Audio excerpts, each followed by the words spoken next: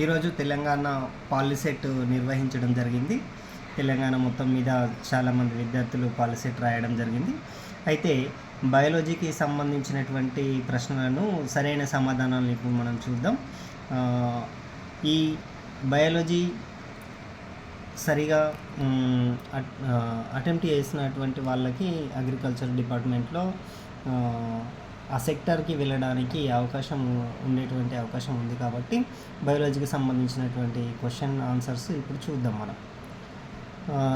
121 దాంట్లో ఈ క్రింది వాటిలో క్లోరోప్లాస్ట్ యొక్క ఏ ప్రదేశంలో కాంతి శక్తిని గ్రహించవచ్చును అని ప్రశ్న ఉంది. దాంట్లో సమాధానంగా గ్రానాను మనం గుర్తించవచ్చు.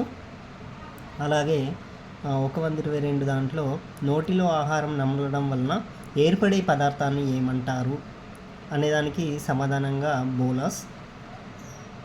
123 ప్రశ్న, ఈ క్రింది వాటిలో నీటిలో కరిగే విటమిన్లు ఏవి అని ప్రశ్నకు సమాధానంగా బి కాంప్లెక్స్ మరియు సి విటమిన్లు నీటిలో కరుగుతాయి. 124ది, ఉచ్ఛ్వసించే మరియు విశ్వసించే వాయువులలో గల కార్బన్ డైఆక్సైడ్ శాతం ఎంత అంటే 0.03% మరియు 4.4%. అలాగే 125 ప్రశ్నలో మనం చూసినట్టయితే మైటోకాండ్రియాలో శక్తి ఏ రూపంలో నిల్వ ఉంటుంది అంటే ఏటీపీలో ఉంటుంది. 126, ఈ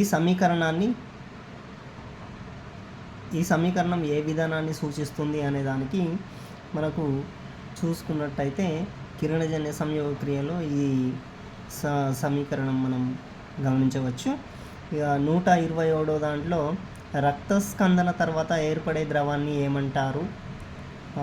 సిరం అని పిలుస్తాం మనం. 128వ ప్రశ్న ఏంటంటే ఆరోగ్యవంతులైన మానవులలో రక్తపీడనం ఎంత ఉంటుంది? సమాధానం వచ్చేసి 120/80 మిల్లీమీటర్లు పాదరసం. 129వ ప్రశ్నలో మానవులలో ఏ విటమిన్ లోపం వలన రక్తం గడ్డకట్టడానికి ఎక్కువ సమయం పడుతుంది? అది కే విటమిన్. 4వ సమాధానం.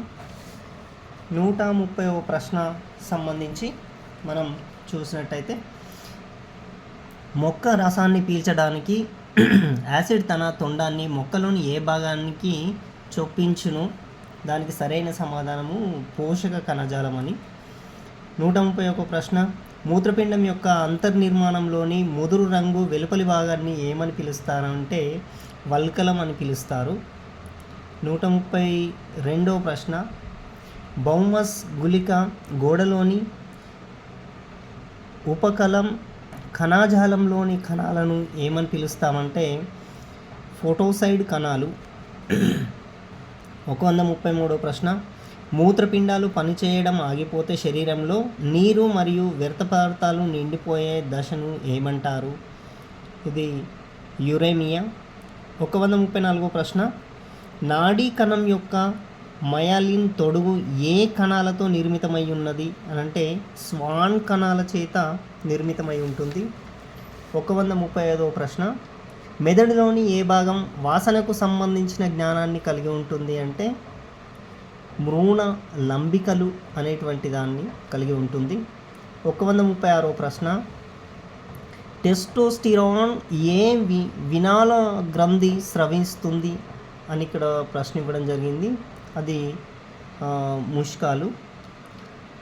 137, జీవులలో జరిగే వివిధ అలైంగిక ప్రత్యుత్పత్తి విధానాలు ఏవనగా పైవన్నీ కూడా విచ్చిత్తి,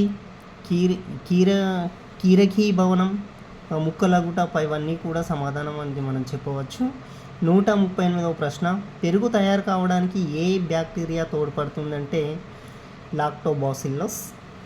139వ ప్రశ్న, సంయోగ బీజాల కలయిక లేకుండా లేదా ఒక జనకజీవి ప్రమేయంతో జరిగే ప్రత్యుత్పత్తిని అలైంగిక ప్రత్యుత్పత్తి అని మనం పిలుస్తూ ఉంటాం. 140వ ప్రశ్న, శైవలాలు, శిలీంధ్రాలు మరియు అనేక భూచర ముక్కలలో సాధారణమైన ప్రత్యుత్పత్తి విధానం దీనికి సమాధానం అనేటువంటిది రెండు కూడా మనకు సరిగా కనిపిస్తున్నవి. ముక్కలగుట మరియు కీరకి భవనంలోని ఈ రెండు కూడా సమాధానాలుగా మనం చెప్పవచ్చు.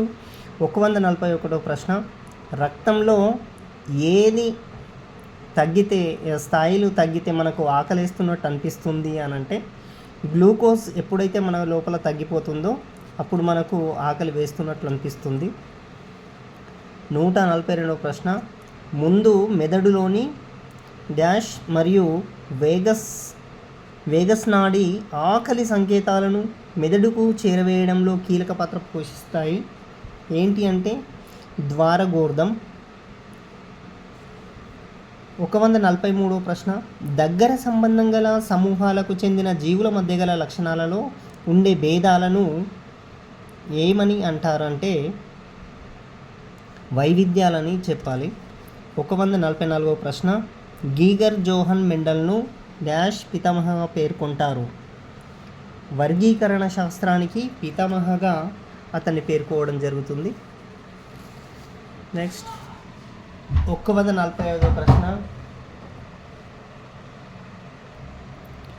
144వ ప్రశ్న, గ్రీగర్ జోహన్ మెండల్ పితామహుడుగా ఎవరిని పేర్కొంటారంటే ఏ శాస్త్రానికి అంటే అది జన్యు శాస్త్రం. మళ్ళీ సవరణ చేసి చెప్పడం జరిగింది, అది జన్యు శాస్త్రానికి సంబంధించినటువంటి విషయం.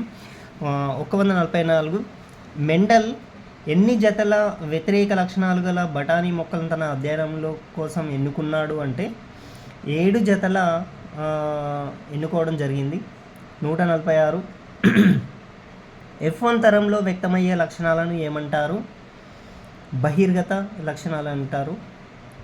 147, నిర్జీవ కారకాలు లేదా భౌతిక కారకాలకు ఉదాహరణలు నేల, గాలి, నీరు ఇవన్నీ కూడా రావడం జరుగుతుంది. కాబట్టి సమాధానం 4 అని చెప్పవచ్చు. 148, సరి అయిన క్రమాన్ని ఎన్నుకోండి. ఈ సరైన క్రమాన్ని ఎన్నుకోవడంలో సమాధానం వచ్చేసి గడ్డి, కుందేలు, నక్క, తోడేలు. ఇక అంటే సమాధానం 3 అని చెప్పాలి. 148వ ప్రశ్న, 149వ ప్రశ్న, భూమిపై ఉన్న మంచినీరు శాతం 2.5 నుండి 2.75 అని చెప్పవచ్చు. 3వది. ఇక చివరి ప్రశ్న, బిందు సేద్యం అమలు చేయడం వలన డాష్ శాతం నీటిని మనం పొదుపు చేయగలం. 60% మనం పొదుపు చేయొచ్చు. అంటే దాని యొక్క సమాధానం 4గా మనం చెప్పవచ్చు. ఇవన్నీ కూడా మీకు చిన్నారి పబ్లికేషన్స్ ద్వారా ఈ సమాధానాలను చెప్పడం జరిగింది. ఇవన్నీ సరి అయినాయే అని అనుకుంటూ మీకు ఈ వీడియో చేస్తున్నాను సులువుగా ఉండడానికి. కాబట్టి సబ్స్క్రైబ్ చేసి వీడియోను లైక్ చేసి మీ కామెంట్స్ తెలియజేయగలరు.